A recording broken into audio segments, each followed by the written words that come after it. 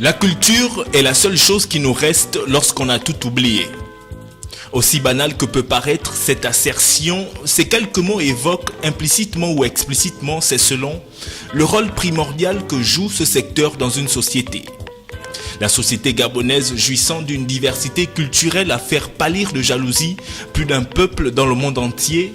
c'est fier de ce patrimoine que certains compatriotes trouvent encore la force pour, comme on le dit en langage familier, taper la main sur la poitrine. Seulement il y a le fait que cette même diversité culturelle semble être la triste oubliée des ambitions de développement que se sont fixées les autorités gabonaises.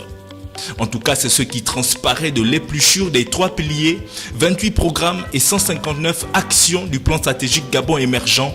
où certes la question des droits des œuvres de l'esprit est bel et bien prise en compte, mais ne bénéficie malheureusement de l'attention très particulière du décideur. On en veut pour preuve le bégaiement du cri de détresse des artistes gabonais, la diabolisation à toute vraisemblance entretenue de nos rites initiatiques et le semblant de promotion aux yeux du monde entier du cinéma et de la musique vert, jaune et bleu.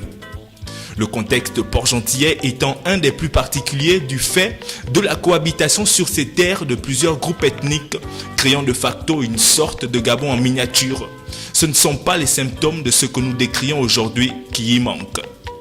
De l'absence depuis près de 10 ans de salles de cinéma dignes de ce nom à l'inexistence de centres culturels gabonais en passant par le sort réservé et subi par les agents du ministère de tutelle dans la capitale économique. Bref, il est temps de sauver le soldat culture.